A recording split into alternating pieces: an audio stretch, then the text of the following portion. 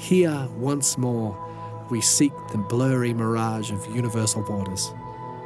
So let us, in this chapter, in our attempts and efforts to find something tangible, let us look at the myriad of ways in which a self can be interrupted by the physical, and then let us further dissect what this tells us about the self of our experience.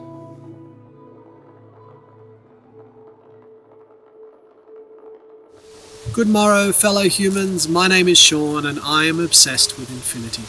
So join me as I attempt to unpick the infinities of what is.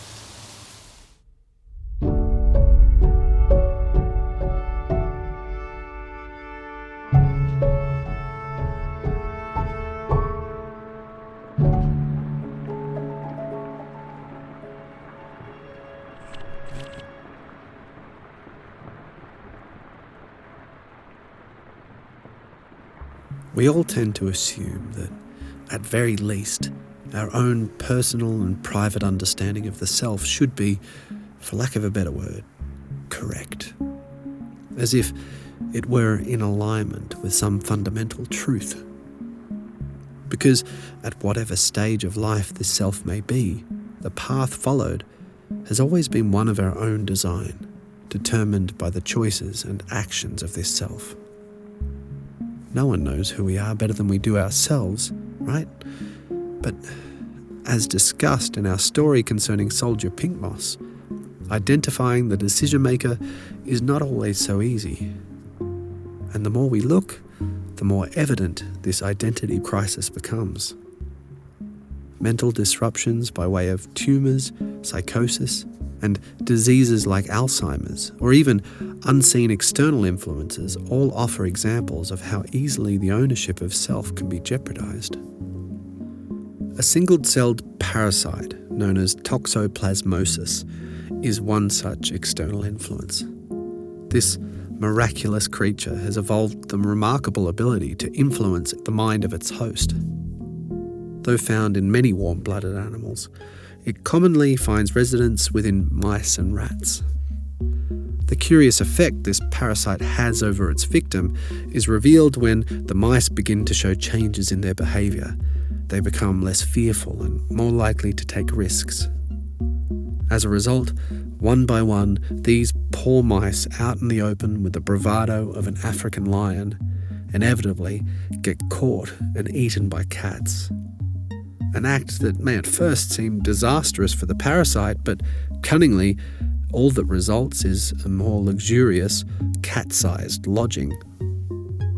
You may have also seen similar approaches taken by certain fungi that turn ants into zombies so as to catch themselves a free flight on the next opportunistic bird.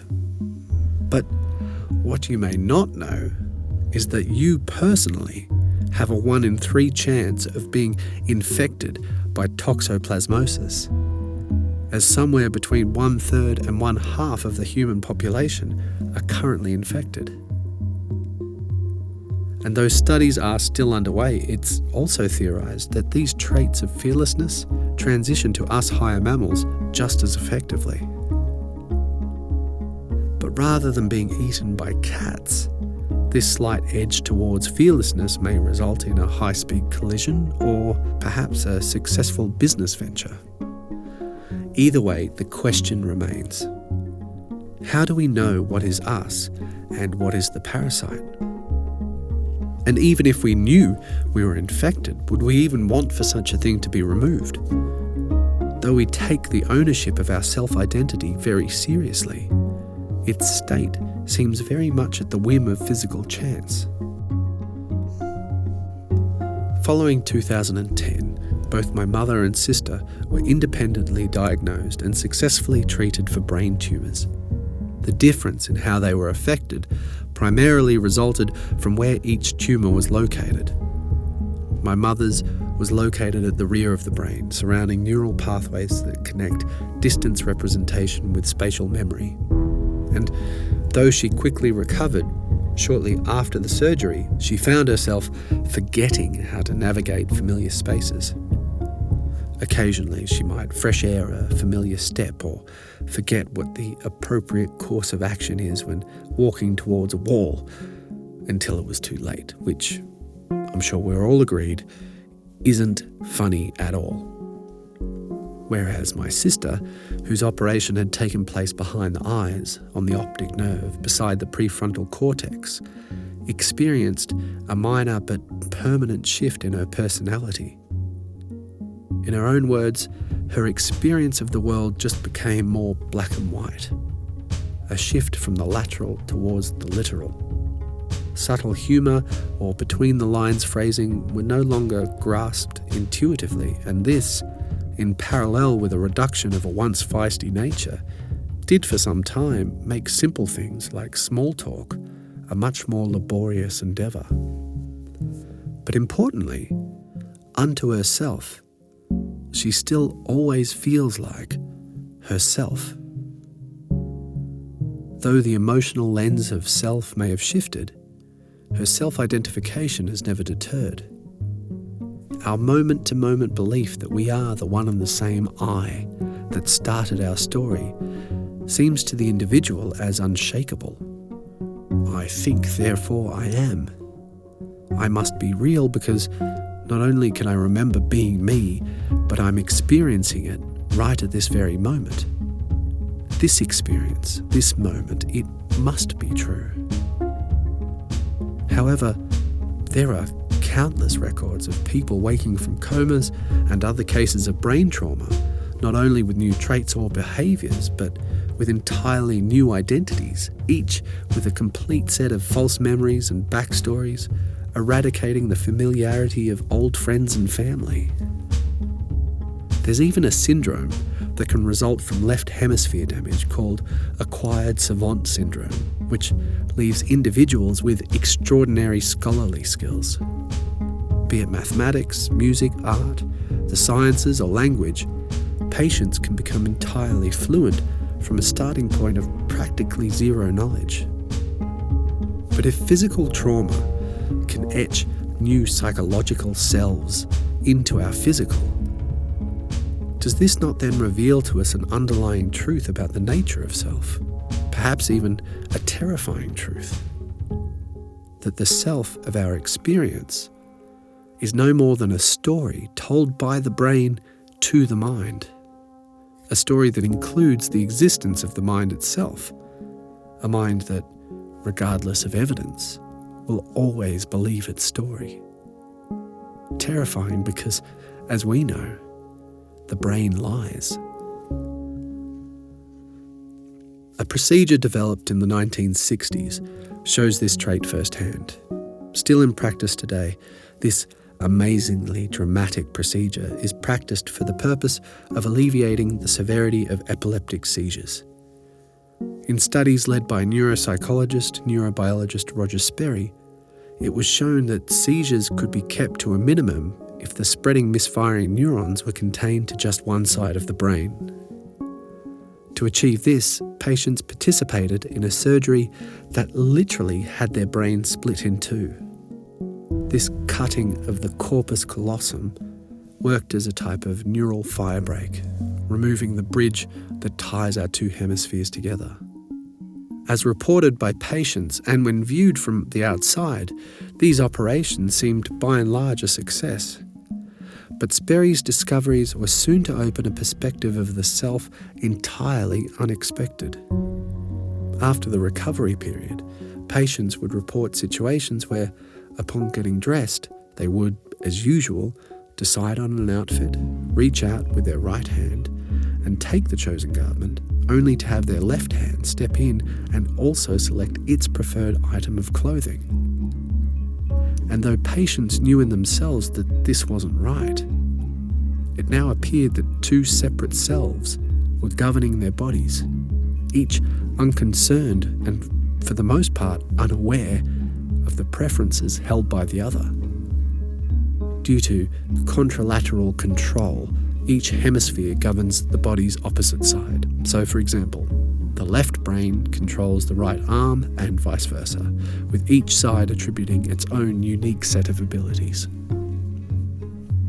The The following 3 tests in which split-brain patients participated show how our mind is less of an individual and more of a delicate balance between these varied mental abilities. Test 1 involved blindfolding patients and placing objects in their hands. As the left hemisphere is the only one of the 2 that retains the power of speech, subjects were fully capable of verbally identifying the item held in their right hand.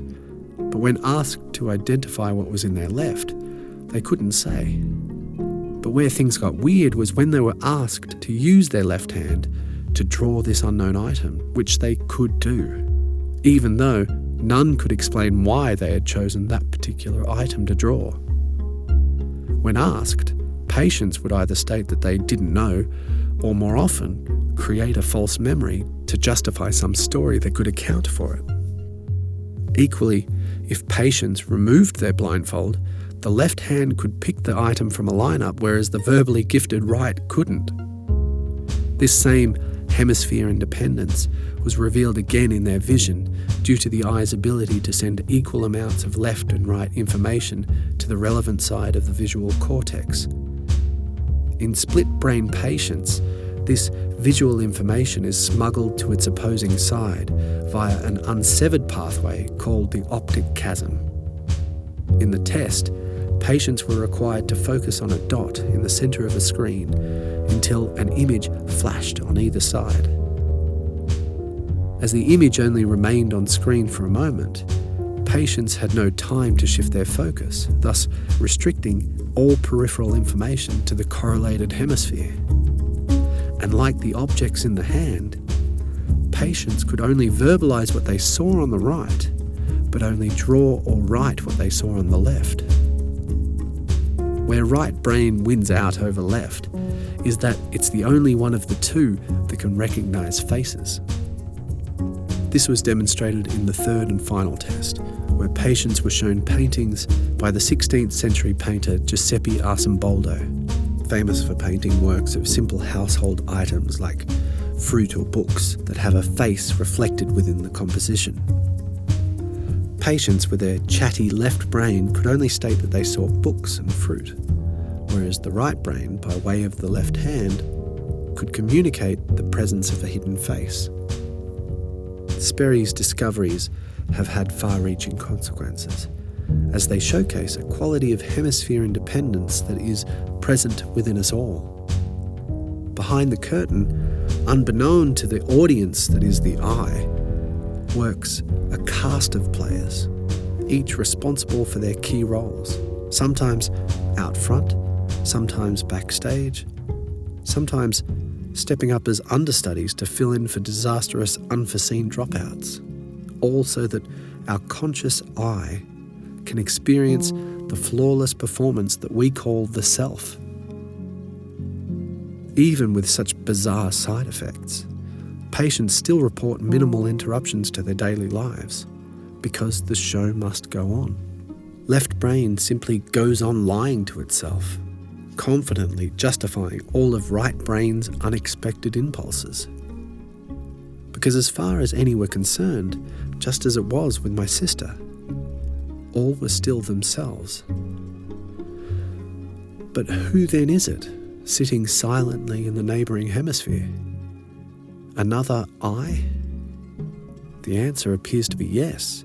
2 self-appointed I's, each as happy to disregard the other, just as we happily disregard the many schisms of our own psyche.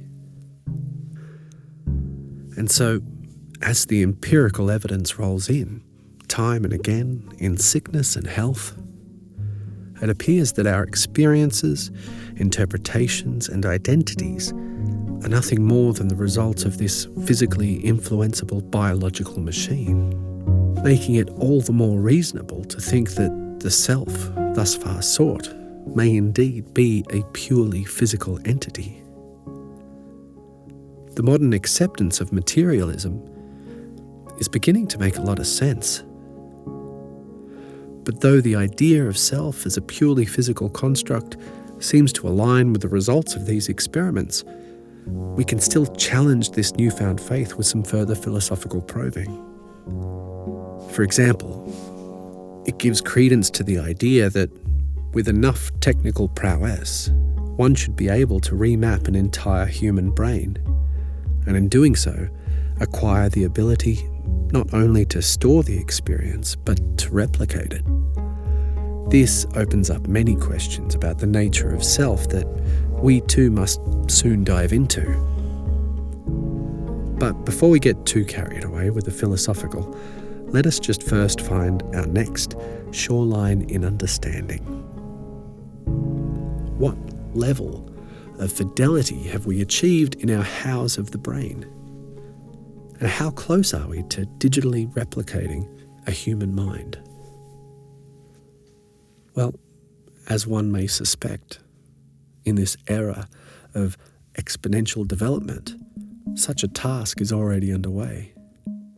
And so this is where we're going to pick up next time in the second half of this chapter, The Shifting Self, Part 2.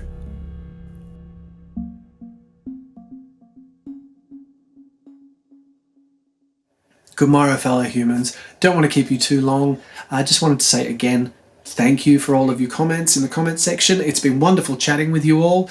To those who are brand new to the channel, I do recommend that you go back through a bit of our history, check out the videos that have come out over the year, and try and get a feel for what the broader narrative is, because we are heading towards an end goal. We are trying to unpick the infinity of what is, and we're coming to the end of the first act, the first season. It is close to the end of the first year. We've got about 2 more chapters left to unfold. I won't go into too much detail now, but at the end of September, I'll take a little break and get some other things organised for the community, and then we'll be back and focusing on consciousness as our main focus. So thank you very much for joining me, and much love, and I hope you all have a wonderful, wonderful week. All right, see you later. Bye.